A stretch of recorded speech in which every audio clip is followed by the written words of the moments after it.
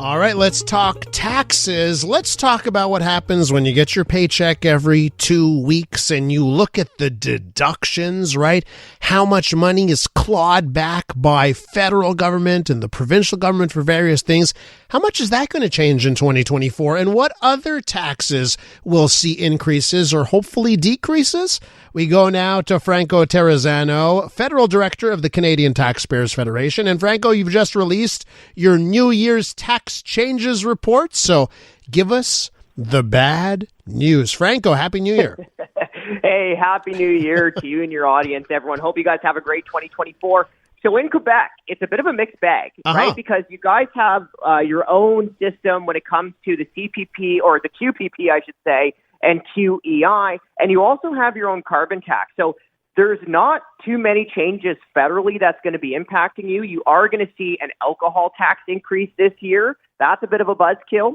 But when it comes to the provincial system, it's a bit of a mixed bag. You have provincial income taxes are going down. That's a good thing. Yay. But you have your QPP, your pension plan increases coming off your paycheck. You have the EI coming off your paycheck. That's going up. And you also have your provincial carbon tax that was just increased as well. So a bit of a mixed bag for Quebec taxpayers. So let's talk about what you think, is acceptable, because things go up. That is normal, right? And maybe some things that you think that you're scratching your head here as to, why it's going up. Yeah, so the big increase in Quebec is going to be from the QPP and the QEI, right? So let's just say you're a middle-class worker, an ordinary Quebecer. You're going to pay probably an extra $310 into the QPP this year, so that's going to be directly taken off your paycheck. Your employer will also be paying an extra $310 for a total of $4,300 this year coming off your paycheck for the QPP. The QEI, that's also going up. So in total, you're going to be paying about $800 into that. That's about a $50 increase.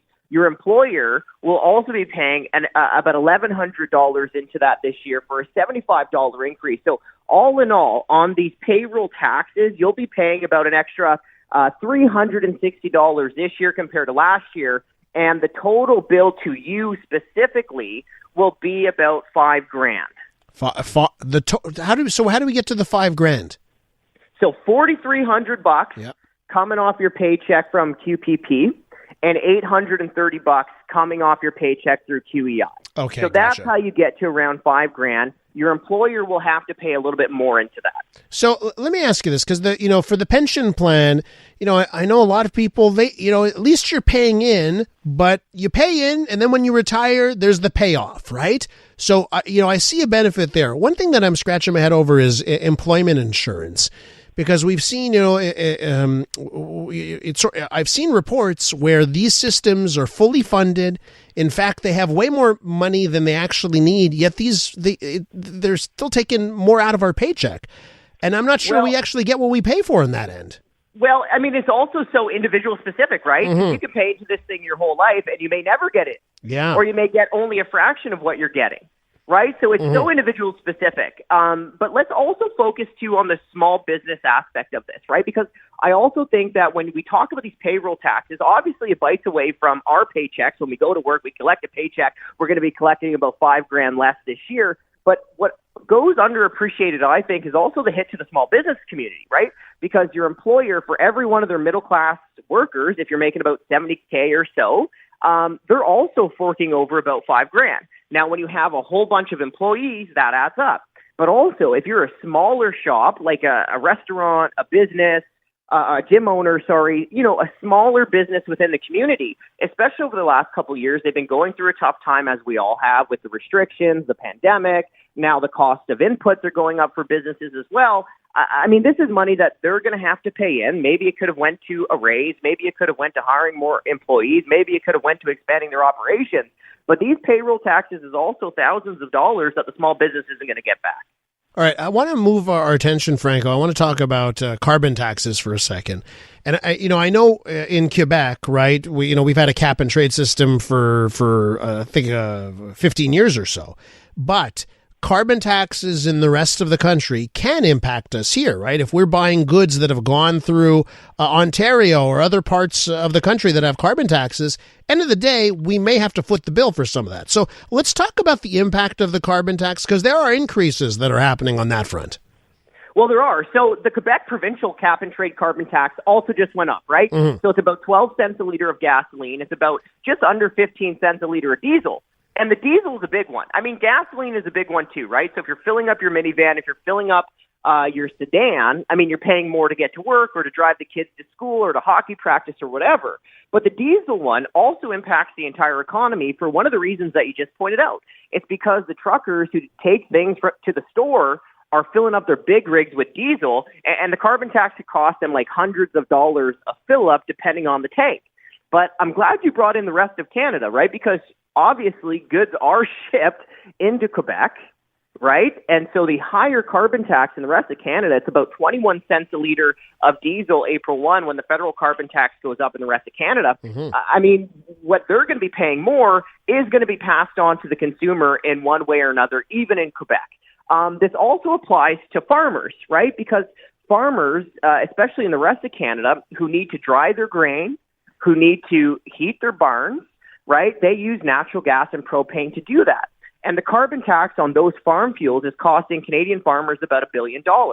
Well, you don't have to have a PhD in economics to understand that if you increase those costs on Canadian farmers, those costs are also going to go up at the grocery store for Canadian families when they buy the food. Now, here's where some fun stuff politically starts to happen for Quebec versus the rest of Canada. So in Quebec, you guys pay a ton of fuel taxes, especially in Montreal, right? But the carbon tax per se, the cap and trade in Quebec, is lower than the federal carbon tax. By 2030, it'll be about 14 cents a liter lower in Quebec than in the rest of Canada. So the question, I think the interesting one politically, is will the federal government top up Quebec's carbon tax in the years to come, right? I'm not the first one to pose this question. I've seen La Presse talk about this. I've seen the Globe and Mail talk about this.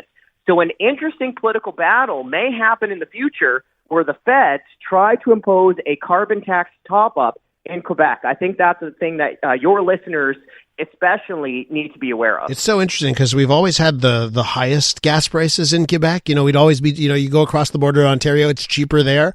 And that's incredible as we look forward to the rest of the decade where you end up in a situation where Quebec could have the significantly cheaper gas prices if all goes as planned.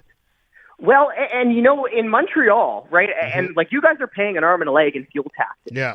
In Montreal, about 40% of the pump price is tax. And even in Montreal, you pay an extra tax, like a transit tax, which drives up the fuel price. But the carbon tax of Quebec is lower, and we're going to have to see what happens. Will the Trudeau government, if it's still in power, will they try to impose a higher top-up carbon tax on Quebec? If they do, that would significantly increase gas prices, diesel prices, and then everything else that relies on both gas and diesel, as we just mentioned, when truckers are bringing things to the store. You mentioned the mixed bag for Quebec because we are seeing the income tax on the first two brackets. It's down by a percentage point when we file our taxes in a couple of months or so. So that's good news here. Is there any other nugget, either federally or provincially, that you would point to as good news on the tax front?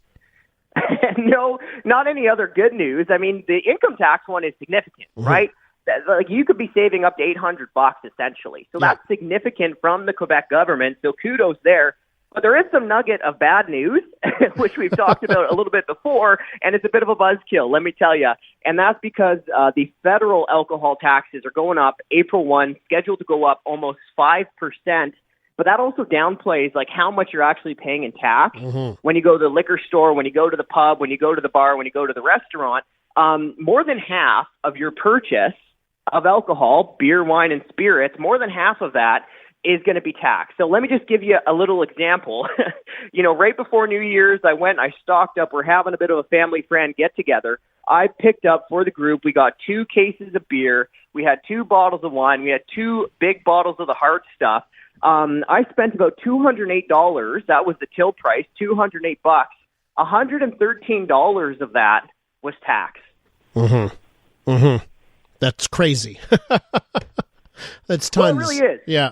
The bars and restaurants should just actually put that you're buying taxes, and it comes with a free side of alcohol on the side. Well, yeah, if you're not laughing, you're crying. And I'm glad you brought up the industry part, right? Because these taxes make it more expensive for us as consumers when we go to the liquor store, when we go to the restaurant. But they also do have an impact on the bottom line of these smaller businesses, our tourism industry, whether you're a restaurant owner, whether you're a hotel that has a bar or that relies on the bars and restaurants around. I mean, Montreal is an amazing city. I love going there. It's my favorite city to go out in Canada by far.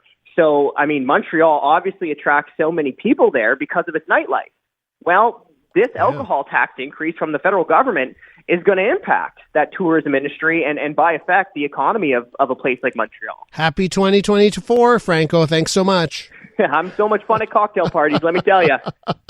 I would take a good discussion at a cocktail party, though, Franco, with you. I appreciate it. You come back real soon, okay? All right, thanks for having me on today. Franco Terrazzano is Federal Director of the Canada Taxpayers Federation.